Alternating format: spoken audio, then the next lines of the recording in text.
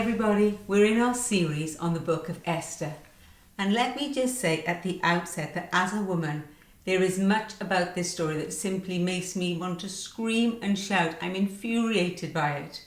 But on the other hand, there are things that make me want to say yes and scream and shout with joy. So let's remind ourselves of the plot. When Queen Vashti refused to make an appearance to show off her beauty at the king's feast, he became enraged and banished her from his presence. He then issued a royal edict to find a new queen, bringing many lovely virgins to his harem at the palace. One of those virgins was Esther, an orphan. Her cousin Mordecai the Jew was raising her as if she were his own daughter. We are told she had a beautiful figure and was lovely to look at. So after the royal edict, Esther was brought into the king's palace and put in the harem. She won the favour of the man in charge, Haggai, and he provided her with makeup, food and maidservants. Esther didn't tell anyone that she was a Jew, for Mordecai had commanded her not to make it known. Well, after 12 months of beauty treatment, each virgin would go into the king.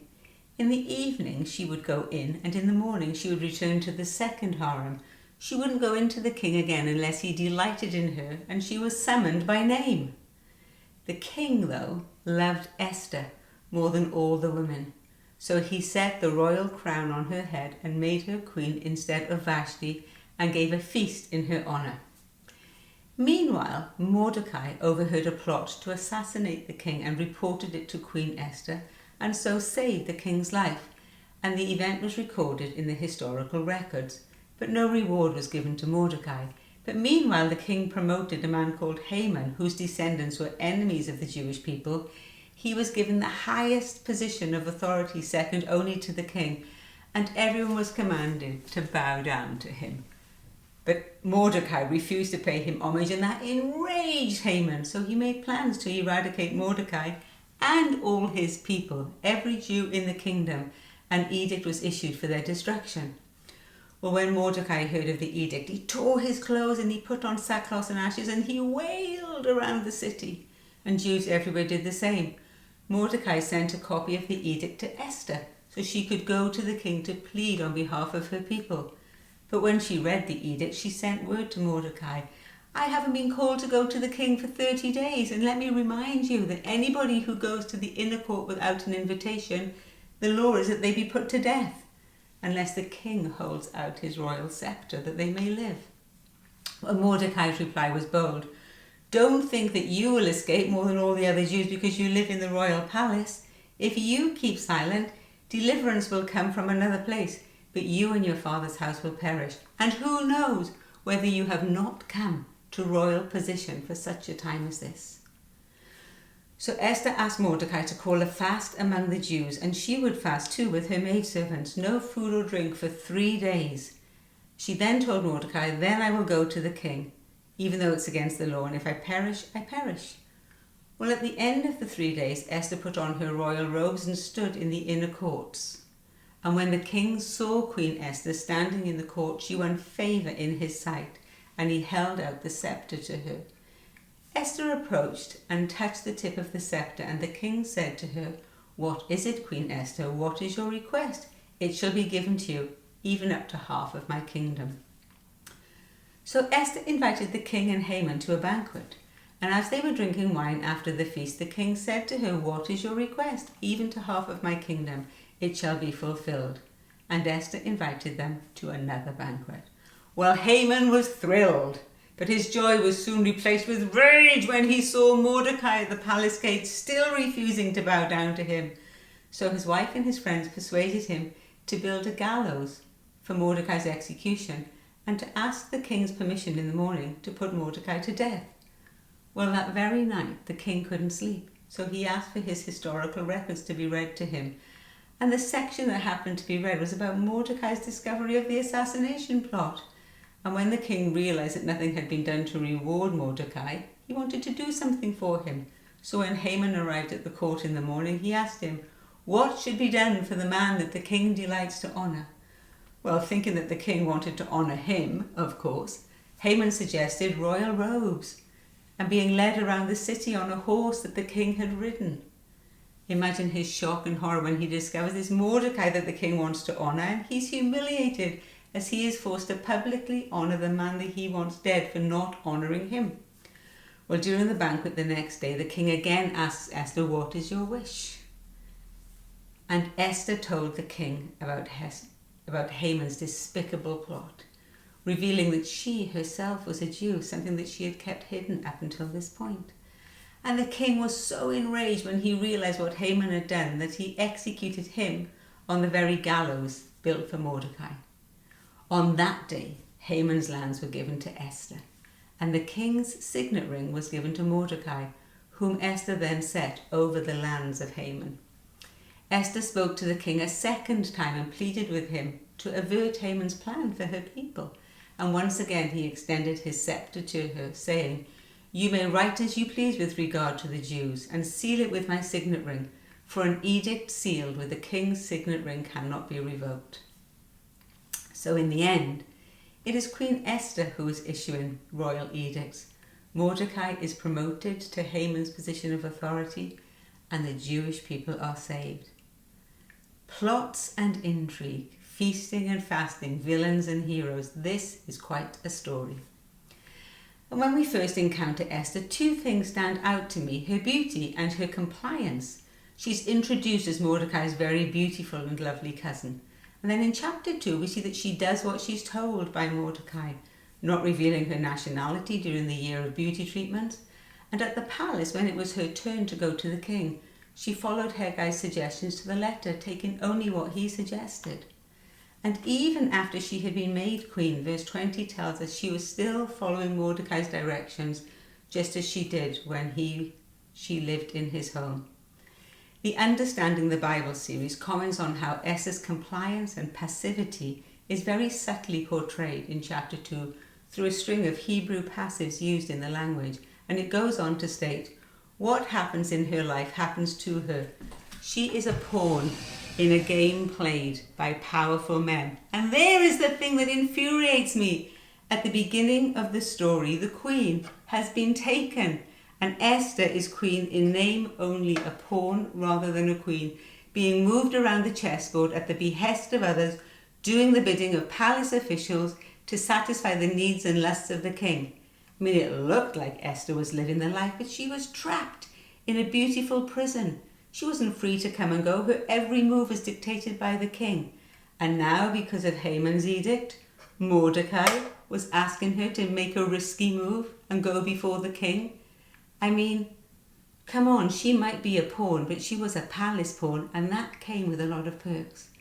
And I can imagine that living in the palace bubble, Esther may have become insulated from the realities of life outside the palace walls. When she first read the edict, she was focused on self-preservation. What would happen to her? She might die. I mean, she was just a woman in a man's world. And we can feel trapped by our circumstances, overcome with fear, and overwhelmed by the sense that our lives are outside of our control. I have felt like that. We wonder what we can do to change things. We're just pawns in a broken world, powerless with only limited moves available to us. The fear of the what-ifs can paralyze us. Like Esther, we find ourselves at a crossroads, damned if we do something and damned if we don't. It is Mordecai who warns her of the dangers of staying silent and doing nothing, and asks her the million-dollar question, what if you were made queen for such a time of this? And it's as if reality hits Esther right here. This is a defining moment. She realizes that doing nothing is not an option, so she makes a momentous decision that she will go to the king, and she also calls a fast. Reminds me of Joel 2. Blow the trumpet in Zion, declare a holy fast, call a sacred assembly. Let the people say, spare your people, Lord. Why should they say among the peoples, where is their God? Dr. Karen Jobes comments that whether Esther was mindful of Joel's prophecy or not, rather than remaining silent, in effect, Esther blows a trumpet in Susa, calling all the Jews to fast. And in that one decision, she stopped being a pawn in Xerxes' kingdom. She remembered to whom she belonged, the Jewish people. Esther the pawn had become Esther the prayer warrior. A different hand was now directing her moves. By calling the fast, she made her first move in the power struggle that was unfolding, and she decided that if she was going down, she would go down praying. Like Esther, there will be times in our lives when we will face seemingly impossible situations and we'll be tempted to stay silent and do nothing. But those situations can become defining moments for us. We are never powerless when we fast and pray. The book of James tells us that the prayers of the righteous are powerful and effective. And while prayer is not mentioned here, it is certainly implied. In her study on Esther, Beth Moore states, a momentous element of the fast in Esther is the profound implication of prayer. In a book of the Bible with no mention of God, fasting indicates prayer, and prayer indicates God. After all, fasting for fasting's sake is futile. Our assumption is that Esther and the Jews of Susa went without food so that they could wholeheartedly focus their petitions before God. Their refusal to receive sustenance demonstrated their desperation to receive something much greater, deliverance. How desperate are we to receive from God? Well, what happened during the fast? We're not told of any prophecies or visions from God. There are no lightning bolts from heaven. But at the end of all of that fasting, Esther made another move. She put on her royal robes and she went before the king. And this wasn't just a pretty dress. The robe spoke of her position. She was reminding the king, hey, not only am I beautiful, but you chose me above all the other women. You set the crown on my head. I am the queen. And it worked. Despite Haman's edict and her Jewish background, despite the fact that she was breaking the law because she hadn't been summoned, when the king looked at her and saw her, he extended the scepter to her. He had the power to intervene to save her and her people. But I have a sneaky feeling that Esther was not pinning her hopes on King Xerxes. Rather, she had put her trust in the power behind the throne, our God who sits enthroned in heaven. And maybe, just maybe, when she'd been fasting, God had reminded her of Proverbs 21. The king's heart is a stream of water in the hand of the Lord. He turns it wherever he will. Esther was discovering that it is the hand of God that moves the pieces on the chessboard. She made her next move, inviting the king and Haman to a banquet. And that makes me shout, yes! Talk about savvy. She plays to their egos, and in one swoop, she removes all the minions around them so that they could have no influence. And now she had their full attention. And meanwhile, she is backed up by all the Jews in Susa. Between the two feasts, we know that the whole situation turned around because the king couldn't sleep. So he decided to read, and he happened to read about Mordecai saving his life. So Haman happened to have to lead Mordecai through the streets to honour him, while the gallows stood silently by. Scrumptious irony. But what was Esther's part in all of this? Did she feed the king decaffeinated coffee at the end of the feast to keep him awake? Did she have the chronicles of history ready on the right page at his bedside table? No, that was all God, all happening while Esther was likely asleep or getting ready for her next move, the second banquet. In a game of chess, as a pawn advances all the way across the board and arrives at the other side, the pawn can be promoted to queen. Esther had had the title all along, but now she steps right into the position, in a position of power. So this time, when the king asks, what is your request, she reveals the dastardly plot, and the king is so enraged that he hangs Haman on the gallows meant for Mordecai. The queen is back on the board, and because of the fasting and the prayer, her move options are about to open right up. She can move any number of squares in any direction. She had become a powerful piece in the game of chess that is being played out, and she takes full advantage. No longer is life happening to her, as we read in the commentary. Rather, she is dictating life's terms. The commentary goes on to say, Esther is transformed through the ordeal that Haman's edict forces on her. Remarkable changes take place in the heart of this once young dependent orphan who finally becomes a confident, assertive and competent leader. In the final chapter, she speaks in imperatives and authorizes edicts. Esther is now the one giving orders. Esther the pawn has moved into a position of power. She is queen. Her enemy is defeated. Her family is promoted. Her people are delivered. Checkmate. Because of our circumstances, we can feel like a small pawn, powerless to act. Damned if we do and damned if we don't. But God is ready to move on our behalf. And like Esther, those situations can be the making of us. We need to remember to whom we belong. We have been adopted into God's family. We are co-heirs with Christ.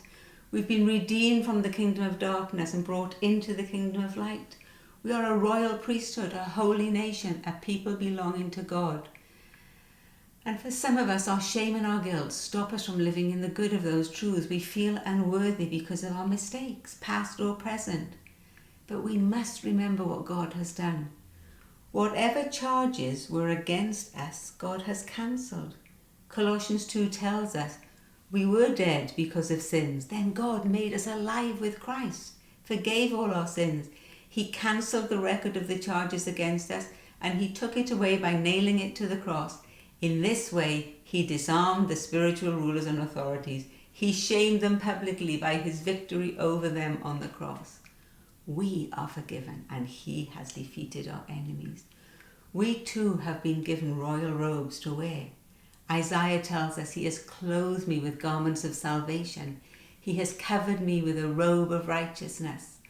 We are never underdressed in front of God when we approach his throne.